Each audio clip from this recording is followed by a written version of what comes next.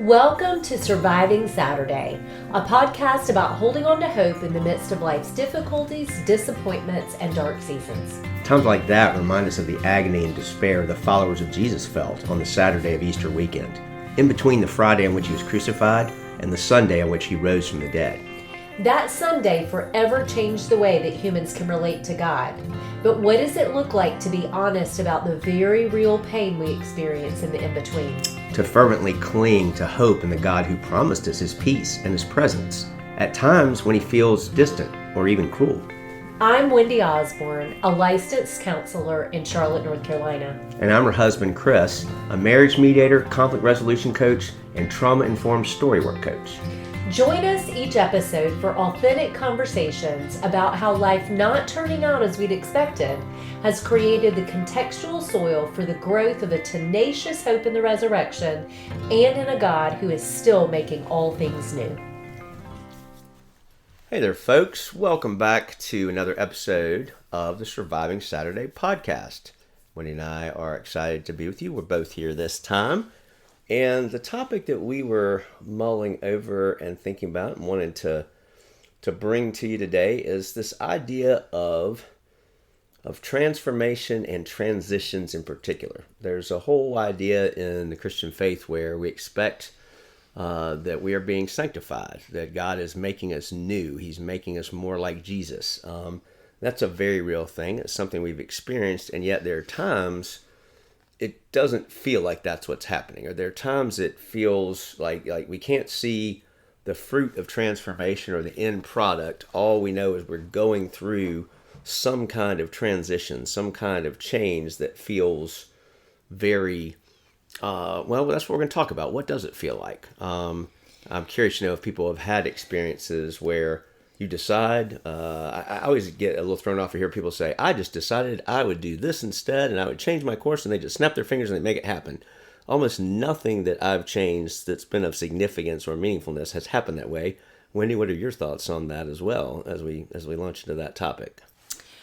Well, my thoughts immediately go to my fairy garden mother, Erin. Yes. She was my Christmas gift to myself. And she's helping me learn to garden. So her job is, she goes around, and of course I pay her to do this, but she will help you as much or as little as you want to help your garden grow. So a friend had built some raised beds in our backyard a few years ago. Who gave me that for Mother's Day one year, and all the plantings had died. So she came in and filled them with fresh dirt and added new irrigation. And we have been choosing together what to plant.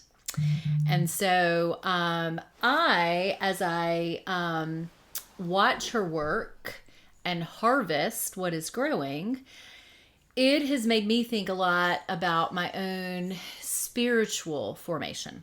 Okay. And what are you seeing as sort of similarities or ways that your understanding of spiritual formation is being shaped by that? Well, I think the first thing that's been fun to see is I told her that I wanted to grow asparagus. Okay. And I'm going to say the plural of asparagus is asparagi. Why not? I think it sounds better than asparaguses. Yep. And so she planted these things called crowns that look like a web of roots or almost like a spider. Yeah. And she put them under the soil, and all of a sudden within days, these shoots that look like what we would eat as asparagus popped up. So like recognizable asparagus already. It looks like asparagus. Like I took you out to see it because she says we're supposed to tell the plants how cute they are. Oh, wait, days. Specifically, that's how we're supposed to compliment them? Like there's specific instructions. Just to kneel down and tell them how cute they are. Okay. So I took you out to... Are we worried about fueling appearance consciousness in them? Or no, because they're beautiful. Okay. All of them are. And they're not in American culture, I guess. Yeah, they're not Western. Okay. They're Western plants, but they don't have our proclivities. Okay. So these asparagi shot right up. But tall. They're noticeably tall. out of the ground. It's not like a little... some are like almost a foot tall. Okay. And it happened, like, I felt like if I had sat outside, I might have seen them grow. Yeah. Like, it was very fast. So she said, don't get too excited. We're going to let them grow. And then in the fall, we're going to chop them all down.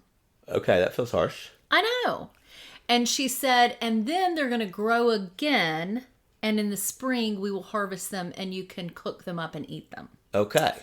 And so I did a little research to figure out why you have to do this.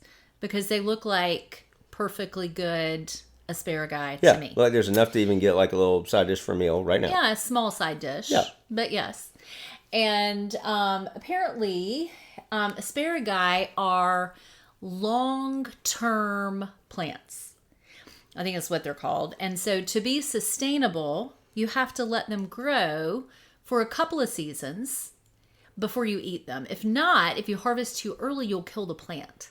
Right. Well, and I did a little research with you, and what I read, it said actually really you should wait 2 or 3 seasons. Like you might not even eat them in a year, but you have to they have to have neighbors. They have to have more asparagus, and they have to build this little community. But then once you do, they will produce like repeatedly, like right and left. I think you read like for 15 years. Yeah, they'll up keep to going. up to 20 or 30 actually in some cases. Yeah. So like we could have great grandchildren eating off these asparagus that we planted, that Aaron planted. Yes. So I thought about that with my own spiritual formation and how I've gotten to where I feel like I am with Jesus on this day. And I think for a long time, I was like this initial harvest of asparagus plants.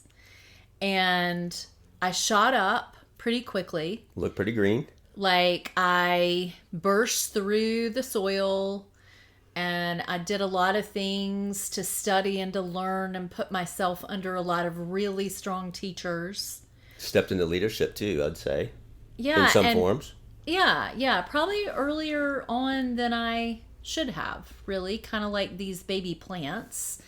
But I really looked the part. And I think I was convinced. Mm-hmm. I would have thought, if I were one of these asparagus, that I was ready to be eaten. Yeah.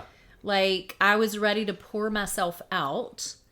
But the underground network of my soul, I would say, was not actually fully formed. Okay. And what makes you say that? Like, what would be, how would we know this? Or how do you know this now? Well, I think I only know it in looking back. Yeah. That there were places where I was accepting humans' affirmation of how my faith looked to them as an indication of maybe God was pleased with me. Okay. And maybe he finally liked me. And say what you mean by finally now. That seems like an important word to have in there. Yeah, so I think from the time I was a little girl, and I've spoken a little bit on here about this before, I think, but I was so desperate to please Jesus, like I was desperate to please the adults in my life. Yeah. And I wanted so badly to be good. Mm-hmm. And I really deeply internalized that there were rules and there were ways of being that would make him either pleased with me or displeased with me. And it felt like that was always kind of hanging in the balance. Like It was he might be either one. Like I feel the knot in my stomach even as I say it out loud, kind of Yeah. like my breath gets taken away. And so then I found my place in Christian community. Mm-hmm. And people thought I was wise, and they saw my kindness and my willingness to support people who were hurting. And so as I experienced their accolades, maybe, I took it as God was pleased with me. Okay.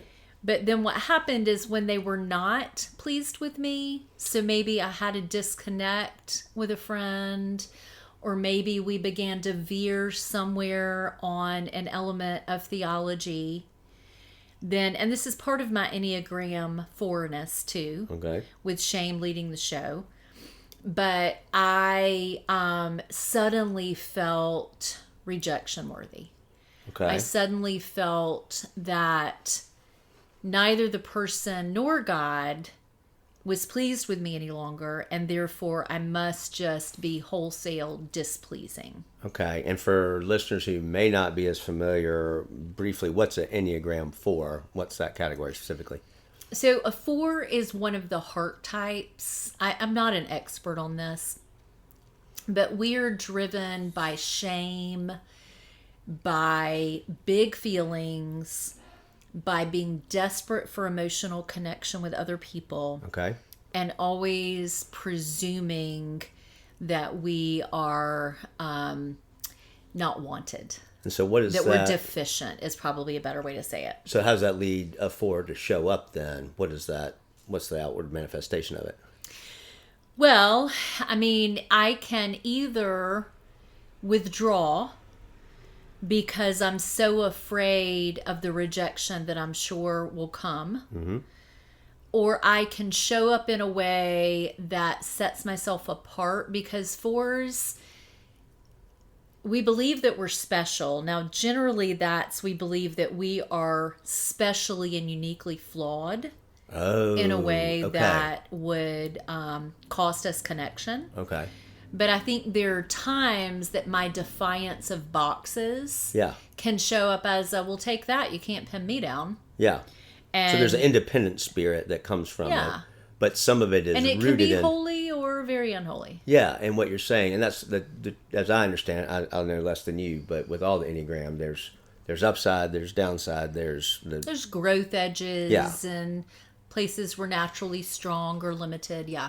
So as a person with a sort of an independent streak, but some of it born out of insecurity, what was it like to come into a community and feel welcomed and valued, but then Oh, it To have it not. warmed, the first part of the equation warmed my heart. yeah, It made me feel as if I were finally home, as if I finally had value, but I was very aware inside that the value felt precarious. Okay. And so, what if people who loved me really got to know me?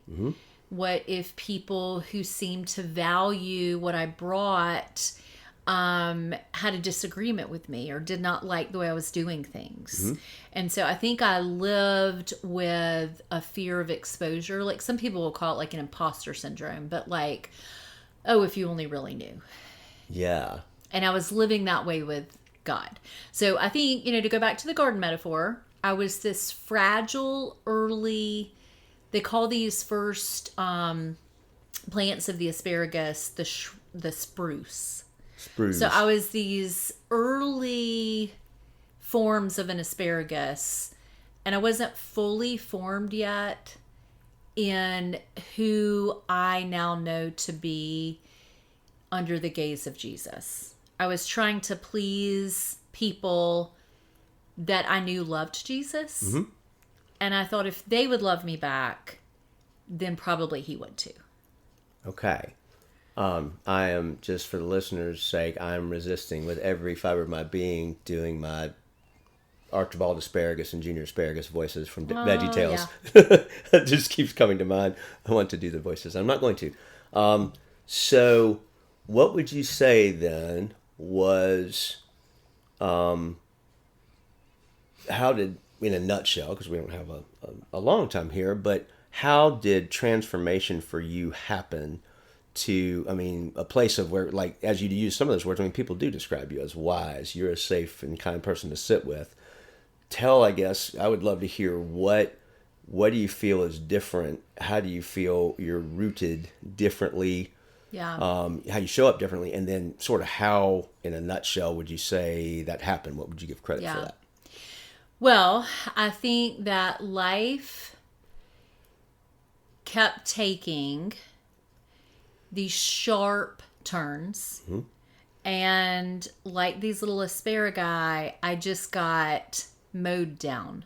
and my wisdom and my kindness and my hope that maybe I was finally accepted and had a place to belong, those sentiments were not strong enough to keep me rooted and to keep me grounded. So every time that I would fall face first into the dirt, which is what I imagine will happen to our little plants when we cut them, I wondered all over again about who I was and what Jesus had to say about me. So that was one thing.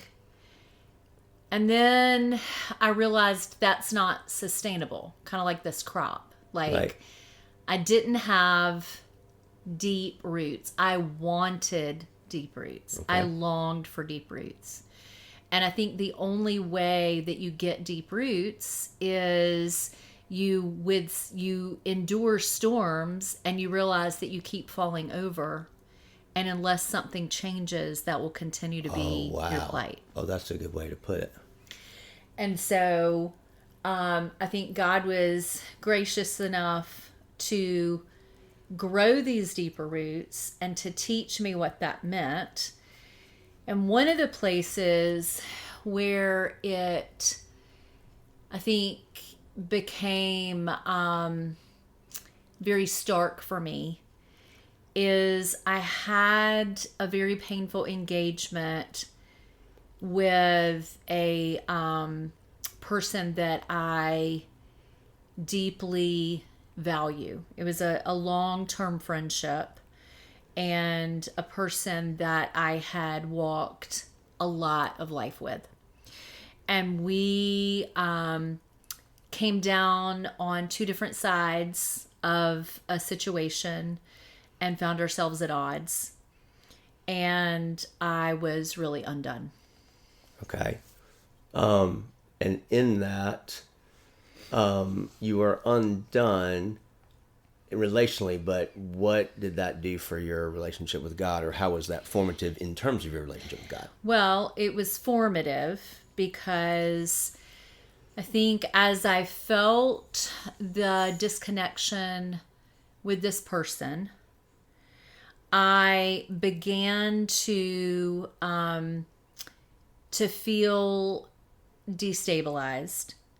And this is somebody that I had looked to for a long time as an encourager in my faith and as a mentor in my faith. And had been that, yeah. And so I began to think, if I was viewing something differently, then I must be the one in the wrong. And I did not know what to do. And so I went back for a quick second to my old ways of believing that Jesus was now displeased because I had done something wrong. And I was thinking something wrong, and his grace would not extend to me in that. Okay. And so how did you come out of that encounter then in terms of you and Jesus? What was the you and Jesus dynamic of that on your side of it? Yeah, so I think Jesus reminded me in a lot of moments leading up to this painful conversation, in the middle of it, and then after, of all the steps Jesus and I had walked together as this situation had unfolded. And he reminded me of the ways I had looked to him and begged for his presence, the ways that he had shown me his face in very palpable ways, the people that he had put in my presence to wipe tears and to hold my hands as this very painful thing was unfolding in my life. And he reminded me that he had not left me and that he would not. And that at the end of the day, all I could do was look to him. And so I thought of the Psalms, those who look to him are radiant and their faces are not filled with shame. And I thought, I'm falling back into this pit of shame. And I don't want to go there. And I really felt his invitation. Will you just look at me? You're going to walk and it's going to feel like you're on water. And you're going to sink any minute. But I want you to look at me. I have you. And I'm going to be the ground beneath your feet. And I'm going to be looking in your eyes. And I am the eternal lover of your soul. Wow. I want to circle back later to, I love that you use that verse. I think it's Psalm 34, because it's one that's super meaningful to me as well. They look to him and are radiant, and their faces will never be ashamed. I love that. Talk about, so with that, having had that encounter, how does that and all that's happened to sort of form you, how does it change how you show up now when you are walking with hurting people and caring for them? What's different now from those young spruce, young shoot days?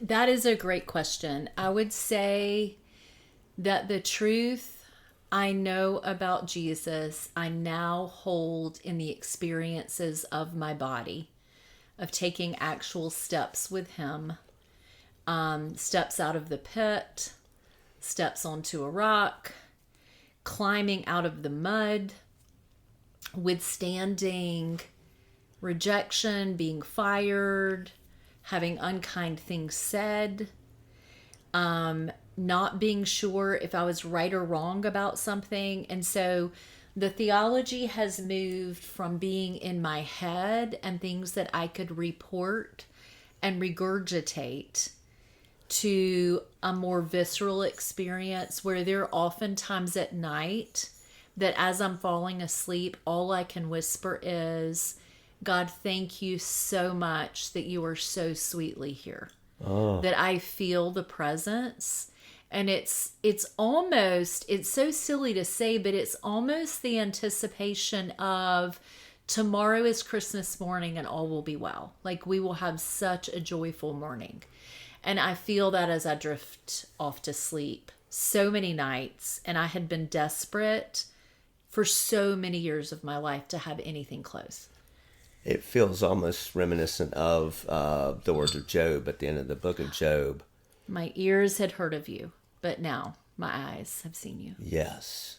Yes. And then that confidence rooted in Jesus and his direct approval and trusting he desires you, loves you, that changes how you show up for other people then, because you're speaking of something that you've tasted and seen and experienced. Well, and I think what I have tasted is the grace of this whole thing being by faith alone. Yeah.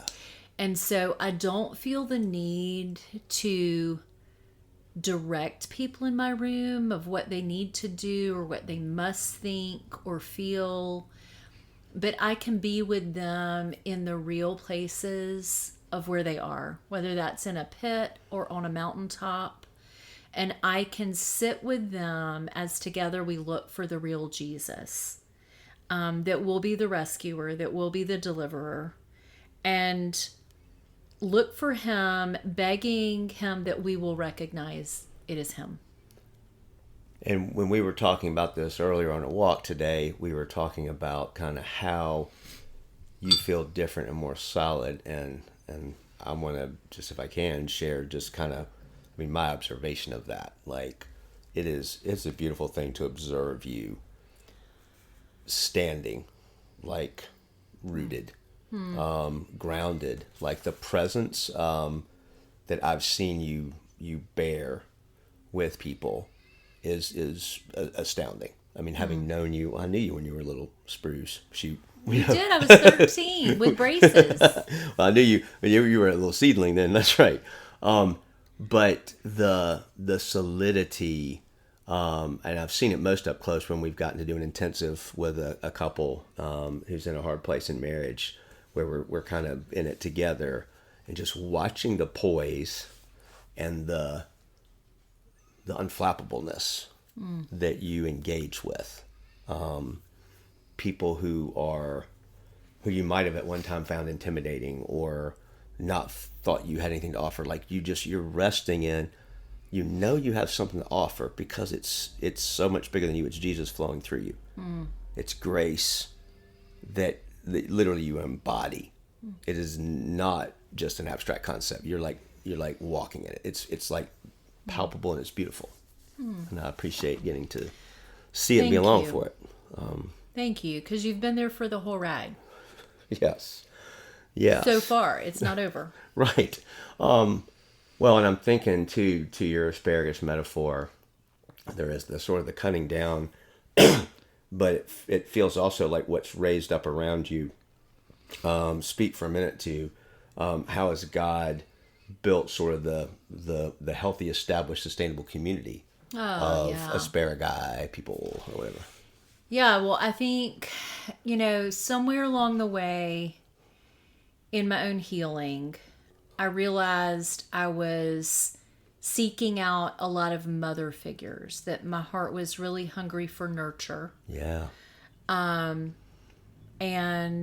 I was seeking out counselors and acupuncturists and yoga instructors and massage therapists and nutritionists, and realizing, only one is exactly my age. The others are quite a bit younger. And I realized I was collecting a community of mothers that would come around me and tend to the parts of me that were hurting and lonely and afraid.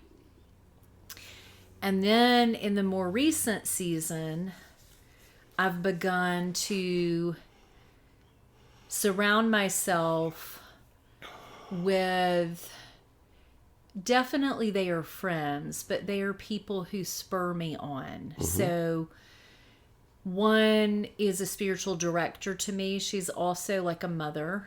There are others who can hold so many of the places that I walk in life and what suffering has looked like for me and not be threatened by it. Yes. There are women who can laugh with me, belly laugh with me, and then also share their hearts and the deep, scary places they're walking. Yeah. I've begun to collect friends who want to pour their goodness into the world in the form of creative projects. Yeah. Whether that's writing or spiritual directing or teaching yoga combined with Lectio Divina, or offering days of prayer, guided prayer, and visual journaling. But I'm a bit overwhelmed at the people that God has so gently put in my path in the last just couple of years, in places that felt really barren, and I felt a lot of aloneness. And a common denominator in the people you described, and I know I've gotten to encounter some of them, is their rootedness. Absolutely. And that was on my mental checklist when I was choosing people that I always say these are groups of women whose hearts I trust and whose authentic walks with Jesus I deeply respect. Yes. That I would recommend their company to anyone. Yes, because you've experienced how they hold you, how they just are present with you, and how they hold each other and how they hold themselves. Yeah. In the presence of their own pain, and how they continue to walk with Jesus, even in the times when it doesn't really make human sense. Yeah. But they keep moving forward. Yes. They stay on the journey. And so, kind of as we're nearing the end of our time, kind of a theme of what we're talking about here is transformation and growth into maturity, and kind of how it happens. And I love your metaphor that you've chosen of it. I've learned things even as we're sitting here talking. I appreciate it.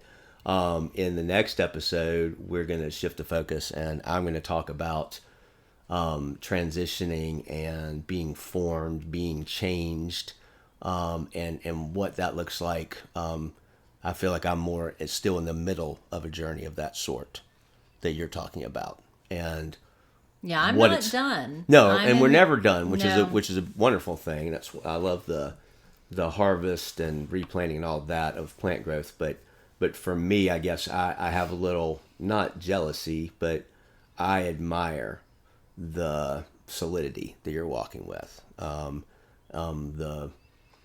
the depth of love and compassion and care that you bring when you come, and I wanted to get more of that and be more like that.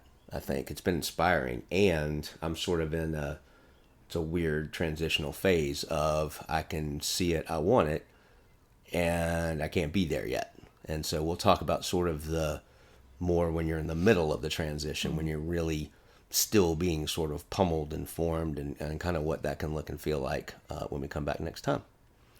Sounds good. I look forward to it. See you guys. The Surviving Saturday podcast is brought to you by Nurture Counseling PLLC, a counseling teaching and training center based out of Charlotte, North Carolina.